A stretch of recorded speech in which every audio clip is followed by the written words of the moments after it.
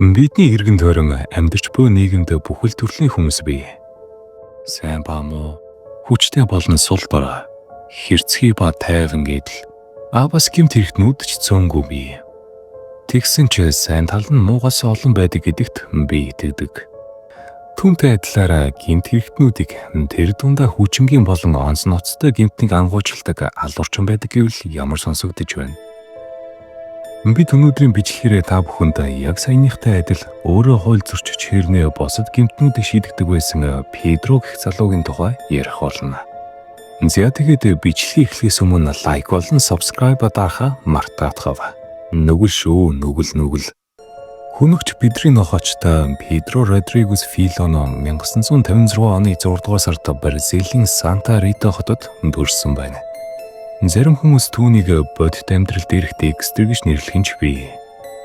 Декстер гэх кинон дээр гол дүрийн шинжич залуу гэмт хэрэгтнүүдийг намдаг нууц амьдралтайгаар гардаг байна.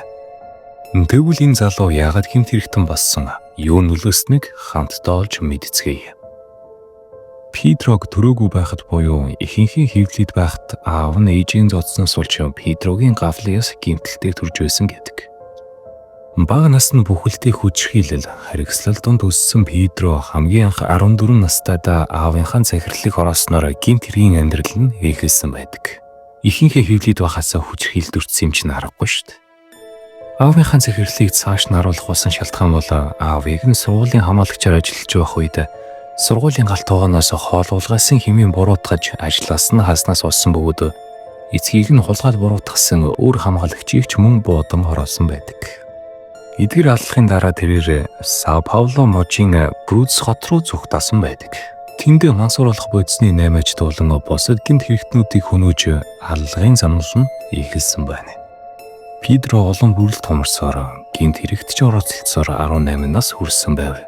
Том удалгүй тэрээр Мария хэмээх эмэгтэйтэй танилцж хамт амьдрах болсон байна. Мария нь орон нутгийн мансууруулах бодисын 8-аж нэхнэр байсан бөгөөд нөхрийн нас орсны дараа Педро түүний үргийг гүйцэтгэж эхэлж үүнтэй зэрэгцсэн түүний аав нь ээжийг нь хутгалж хөнөөсөн байв. Педро аавыгаа шоронд орсныхан дараа түн дээр очин ээжийнхээ өшөөг авсан ба нийтдээ 22 удаа аавыгаа хутгалж хөнөөсөн байна. Цагдаагийнхан тэрнийг эцгээ хороосон гэж мэдээгүй байдаг. Бас сонирн байгаа юм шүү. Энэ явдлаас нэх удалгүй Педрогийн эхнэр Мария жимсэн болсон бөгөөд өрсөлдөгч бүлэглэлийн гишүүд түүнийг хөнөөсөн байна.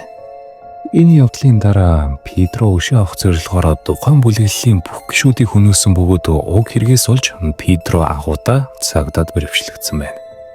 18 настайдаа цагдаад бэрхсэн тэрээр энэ хооронд 71 орчим хүнд цааш нь харуулсан бөгөөд шүүхээс түнд 34 жилийн ял оноожээ.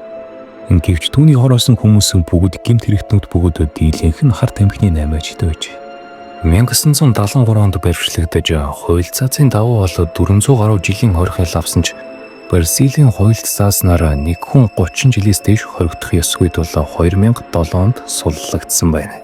Шорондох хугацаанд ч Педро хоригдлуудыг судлан хүчингийн хэрэгтэн бага насны хүүхэд хөнөөсөн гэх мэт маш олон хоригдлуудыг хороосон байдаг. Гисэн хэдий ч 2011 онд дахин гэмт хэрэг үлдэн 8 жилийн ял авчээ. 2018 онд ахин суллагдсан бөгөөд суллагдсны дараагаар Педро өөрийгөө өөрчлөгдсөн гэж мэдэгдэж Pedrino X Matador нэртэй YouTube сувг нээж босод хүмүүст сургамж өгч эхэлсэн байдаг. Гэвч 2023 оны 3 дугаар сарын 5-нд хуучин амьдарч байсан Сан Пауло мужийн Крузес хотод гэмт хэрэгтнүүдэд буудуулж нас орсон байна. Эцэст нь дүгнэд хэлэхэд Педро ба наснасаа хүч хилэлт бос хайр инрэлтэнд үссэн бол ийм хэрцгий гэмт хэргийн замнал руу орлооч үгүй ч юм. Хүчрхийлэл хийж хаа бага газартаа харам хөр гай зовлон дууцсан зүйл байдаг гэдгийг хүн бүрл мэднэ. Тийм болохоор та дэрэгдээ байгаа хүн бүрт анхаарал тавин хайр инэрлэлээр дүүр нийгмийг бүтээхийн төлөө бид хичээх хэрэгтэй.